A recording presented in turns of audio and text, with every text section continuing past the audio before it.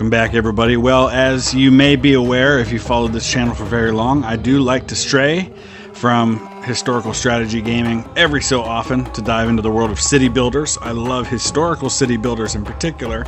And so today I thought I'd give you a real quick look at Builders of Egypt Prologue. It's called Prologue because it's kind of an early access, just kind of a taste of what the full game is going to be all about. It allows you to kind of get used to the mechanics and explore things a little bit. And early access is free to the Prologue. So you can go over to Steam. I'll put a link in the description below. You can click on it. You can play this for yourself. So we're going to dive into what is currently available in the campaign.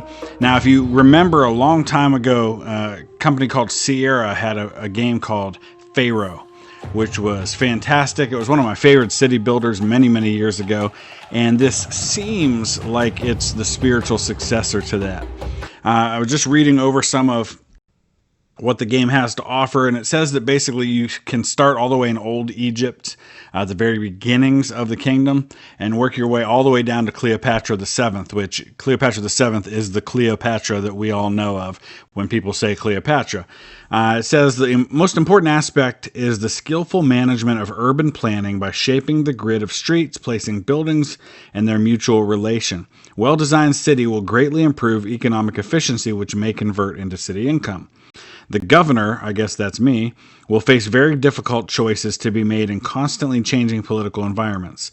Costly expeditions, Pharaoh and other cities making requests, military threats, and a mixture of different cultures will be commonplace. A series of wrong choices can cost the loss of trading partners and low interest in the city by settlers.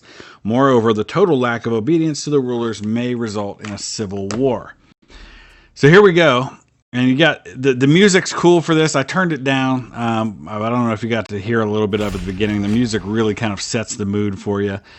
So let's dive in and see what we've got to do in the initial phases of this campaign.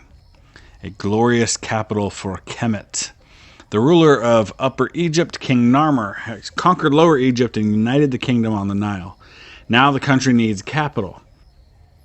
King Aha, Narmer's successor, sends you to Memphis to supervise construction of this magnificent city, a political, administrative, and religious center, which will become home to the royal family, and thanks to its monumentality, will strengthen its authority. Win conditions: we have to gather 12,500 bread, export 5,000 bricks, gather 2,500 pottery, and gather 200 dwellers. All right, so there's the Nile River. First of all, this game looks really pretty. Like, just look at that. It looks cool. You can see the reeds there. Like I said, you got the music playing in the background, and it sounds kind of nice too. So, but let's go ahead and dive in to things. And I think certain things only become unlocked once you build other certain things. So it looks like right now I can't really build anything. So let's take a look. Okay, so we've got kind of a tutorial here. The work was paid for with bread and beer. To simplify this mechanics, treat these resources as the cost of placing buildings and exchanging wares. Okay, so we're kind of playing a tutorial to get started here, so that's why I know certain things weren't unlocked. So we're going to place the road. Okay, I'm just kind of getting used to the mechanics here.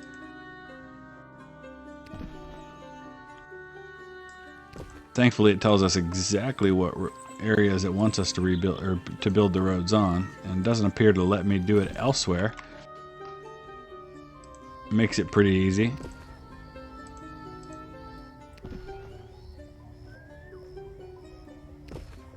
Alright, so now we're going to build some houses. Get ourselves some people going here. So I guess each one of these can hold 5 people. Incoming dwellers. Awesome. You can always demolish a building. Alright, now it wants me to try the demolish. Oh, you get stuff back. You get bread back. So you spend bread to build things. Bread's kind of the currency here, as it said at the beginning. Fire station. Nice to have that nice and early. Usually those are the kinds of things that only come later in the game.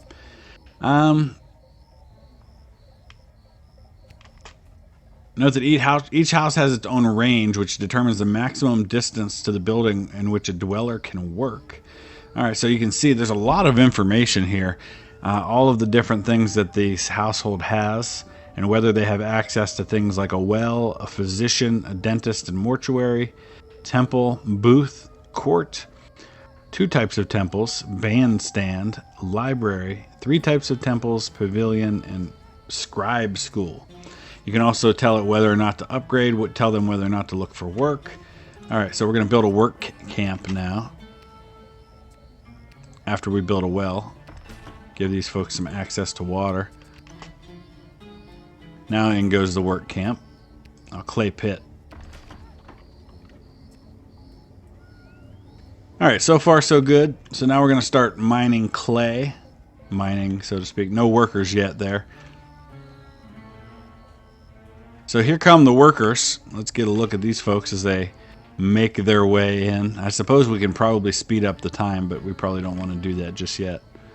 Looking good, folks. Looking good. Welcome to the city, which I don't think I can name. Oh, this is the year. 3000 BC, I guess. Current season. We got different tabs up here. So production chains, obviously something we have to think about. Administrative building stockpile. Stockpile is pretty big. So the clay pit, the clay will be brought from there and I guess brought to the stockpile. Now we're going to build a brick maker. Pretty straightforward, normal city builder with production chains and things like that so far. Let's see, what's next? We're going to build a fishing wharf so we can start getting some food going. All right, that'll feed the people who are flowing into the village now. We need to build a granary. All pretty straightforward stuff so far. Now what are we going to build? Oh, we got to build a bazaar so people can buy the food. So the food's going to go from the fishing wharf to the granary, from the granary to the bazaar where people can start to buy it. And now you can see that our house is level 2. And you can see the overall city rating. You can see how many dwellers it has, how many available workers, etc. They only have access to 1 type of food, obviously. So now we're going to look at the region map. So this shows us kind of everything that's going on here. Other villages along the Nile River, all the way down here. Our city is right here. So we're up near the mouth of the Nile. All right, cool. Click again on the region map icon to return. Oh, it's not letting me do that right now. Okay, so we have to click on Abydos City, which is way down here. I don't see the names anymore. To open a trade route, click on Abydos. How come the names disappeared? That's kind of weird. Not sure what happened with that. There, we got our names back now. There's Abydos right here. It's currently only one we can trade with. Click on trade route. Open that for 200 bread. Now we go to the economy tab and set the bricks export policy. So bricks, import, export. Export bricks, please. Excellent.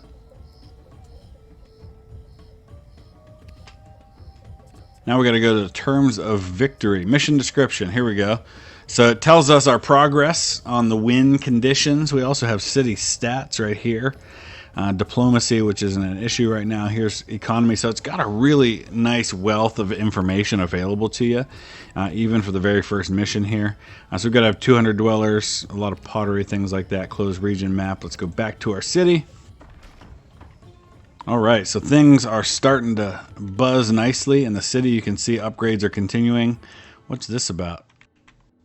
I wonder if this is like an ambassador or something. You can see he's kind of dressed as though he's a little more important than most people. Oh, he's our trader, going to the stockpile to buy some of those bricks that we're exporting.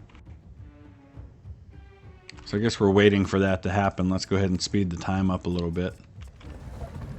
There he goes. He grabbed himself some bricks. And I guess until that happens, Imhotep. Oh, perfect name.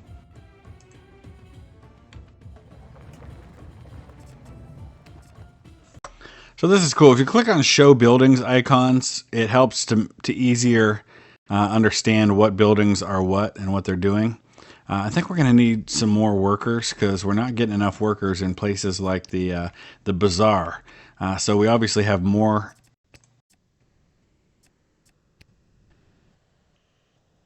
jobs than we have workers at the moment.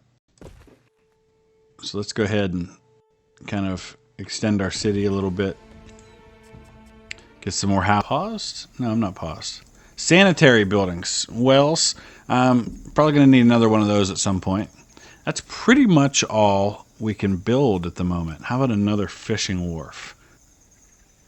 I kind of built that one really wide there, and that's really about the only place we can have one at the moment.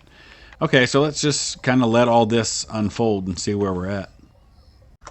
So here come all of our new residents. They're going to come in and start taking up these new homes. And you can see some of these homes are upgrading. And we'll see what they need moving forward. Oh, that house got to level 3 now. A lot of new people coming in. They're going to start working these farms. So that'll give me a source of food. Number of beers to be exchanged for labor considered a currency. So we're going to have to build beer. Wow, a lot of new people coming in now. We're up to 90 already. Actually really impressive. The higher level houses obviously can hold more people. Milestone. What's that mean? Settlement. Oh, because we hit 100 people. Awesome. Wages were paid 321 bread. We got to be careful here. Because I would guess that bread could very quickly dry up on me. Alright, there's the flooding. So we've hit the flood season. So what do our potters need to make pottery? Here we go. Clay turns into pottery. Alright. Nothing in the stockpile. That's a warning. We turn straw and clay into bricks. Where do we get the straw? I would guess that just kind of grows naturally on its own, no? Our houses are level 3 there. Okay, so really one of the only things I have left that I can build is a shrine. So let's go ahead and build that. And most of the houses seem to be in range of that shrine. A couple of them aren't. So we could probably build a second one to help give that coverage. But then really it's just a matter of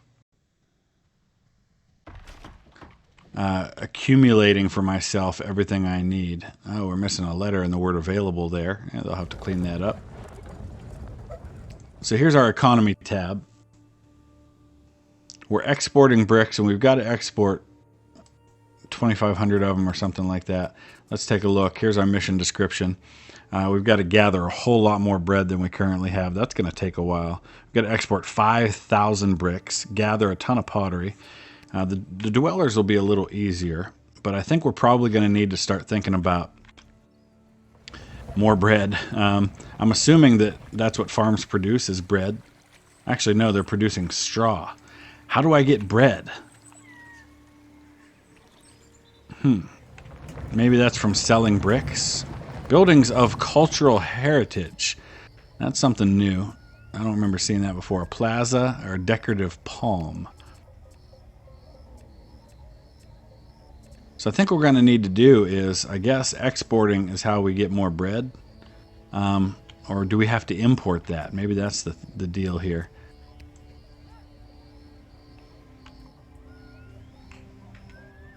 Let's look at the town that we've been trading with. I think that's the one right here.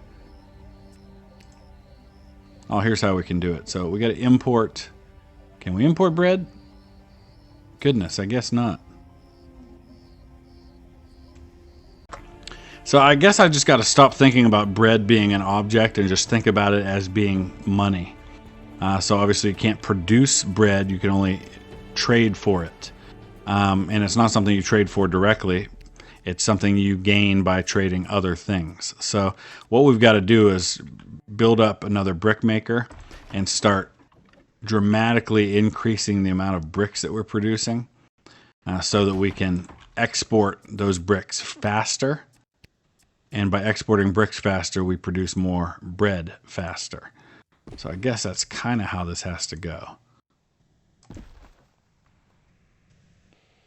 All right, so I'm building up some more houses. We got to get some more workers because we don't have enough workers to fully stock all of these brick makers. So we can get some more bricks going out. And we're down to 1,000 bread, so we obviously need that to get going better. Available workers, there we go. So we still have available workers, so we could probably get yet another brick maker going, maybe an additional clay pit, because I would guess we're probably not going to produce enough clay for as fast as we're going to be using it all now. Where's the clay? Here it is. Let's get another clay pit going. Got to put it in a place where we can produce clay. Oh, up here.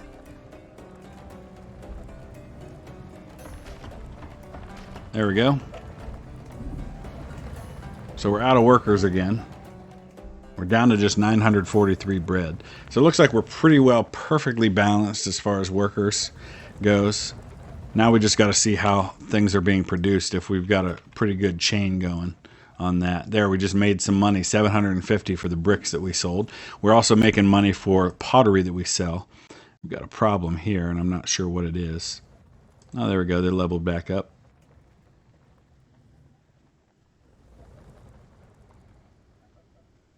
All right, we're up to 148 people now, so I think we're pretty well doing okay. Now we just got to massively increase the amount of bread that we're bringing in. We've got to get up to 12,500. We've exported 1,300 bricks, so we're well on our way there. We've gathered a decent amount of pottery. We're just going to need about 50 more workers, or 50 more people in our town. That shouldn't be that hard to come by. A request from a neighboring city. A messenger from the neighboring city has arrived.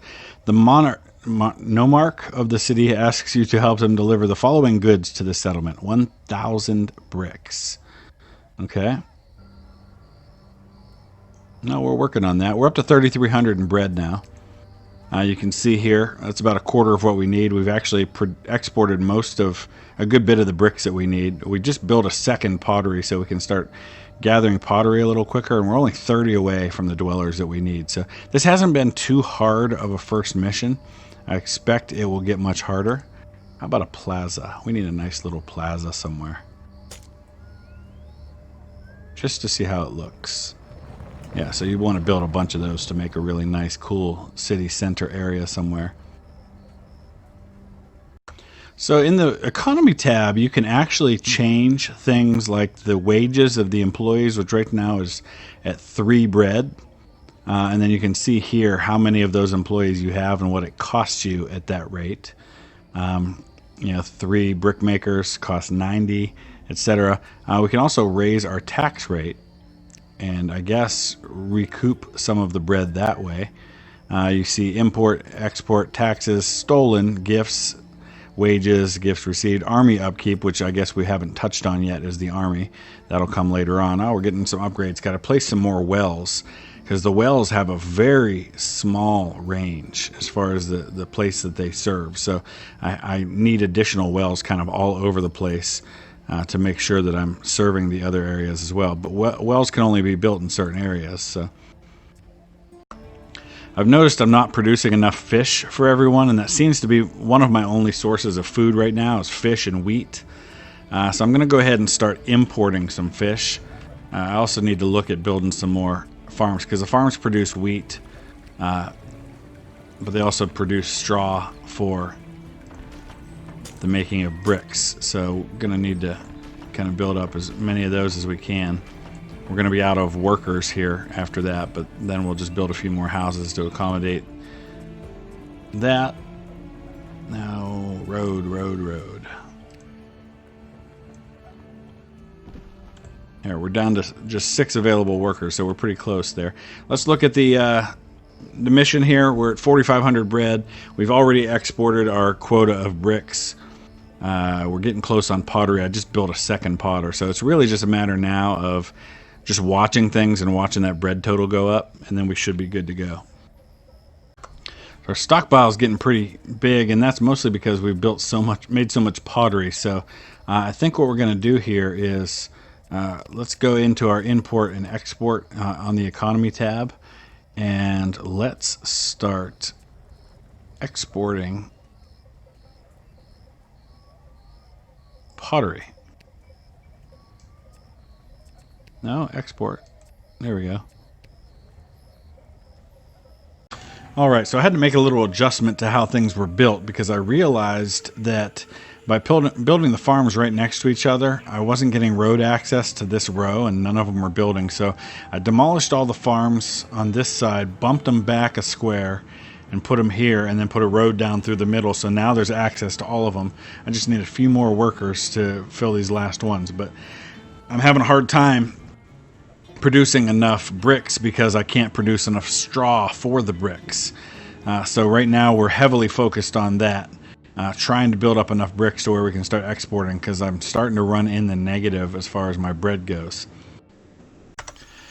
So I'll be honest, this has been significantly more difficult than I expected, and I kind of like that because the economy and the balancing of the supply and demand and everything has been really tough. I've had to kind of rework my whole village because a couple of things were happening. Number one, I was finding that I wasn't keeping up with making enough bricks. And so my first thought was, well, geez, I don't have enough straw because I keep running out of straw. So then I had to make sure I maxed out my number of farms so I could do that. And I actually cut back on clay and brick production because I was producing a ton of clay and the bricks weren't keeping up with the amount of straw they needed. So I cut all that back, and then I ended up with a ton of straw, but still wasn't producing enough bricks. So I've slowly started adding brick makers back, but then I was still finding that for some reason I wasn't producing bricks any faster. So I figured out that the brick makers were all getting maxed out on their stockpile of bricks, and they weren't getting picked up fast enough so they could keep making more. So even though I made more brick factories, it wasn't making bricks any faster. So what I had to do was place another stockpile, and with this one I told them only to pick up bricks. So now I've got 10 workers at this stockpile whose sole job it is to go around and grab the bricks from all the brick factories, and I'm finally now starting to produce bricks fast enough to be able to export them. And now he's once again buying up all the bricks as fast as I can make them. So it's still going to take a while to get up to that magic number of 12,000. I just now got it up to 2,200 after sitting here for about a half hour of trying to rework everything. It's been a challenge. Another thing that's really cool about this game that I'm enjoying is that you can kind of go down to street level, and if I slow down, oh, we got a fire in the city. If I slow down to regular speed here, you can kind of see everything that's going on. You can see here our brick makers, so you can see their whole process. They've got their clay here, they've got straw over here, they've got their bricks that are being made right there. You can go to somebody's house and kind of see them just hanging out at home. Actually, that's a bazaar there. Here are the homes. You can see people's homes. They got all their clay pots outside. There's a little entrance right there. You can see our workers going for their wares. It's just really neat because you can kind of get a feel for the activity in the city. All right, well, that was not an easy task, but we finally achieved victory. We're gonna go ahead and finish that one up, and we'll just take a quick look at what lies ahead from there. All right, so it restarted the game after I exited out of that and took me back to this main screen, and apparently that's still the only part you're able to play. The rest of this is still locked. I would imagine that'll come later on. I want to play more though, you know, I mean, now that I got a feel for how the game works, I want to build a pyramid. I want to build some military, because some of these, you can see here, you got to survive attacks. We get into making beer, get into making jewelry. Here you got monument building, the royal tomb, and a funerary temple. So there's a lot more to explore. I will say this, it really immerses you in the time period. The music fits, the look is great. I just want to play more. So I will keep you up to date as more of this game is released. You can go and check it out for yourself on Steam. I put the link in the description below. This part is free that I just played. but it's just enough to get a taste of it and leave you wanting more. So maybe that's the point. I don't know. But if you like this and you want to see more things like this, please hit that like button, leave a comment, let me know what you think. Subscribe if you haven't already, and we will see you again soon. Thanks for watching.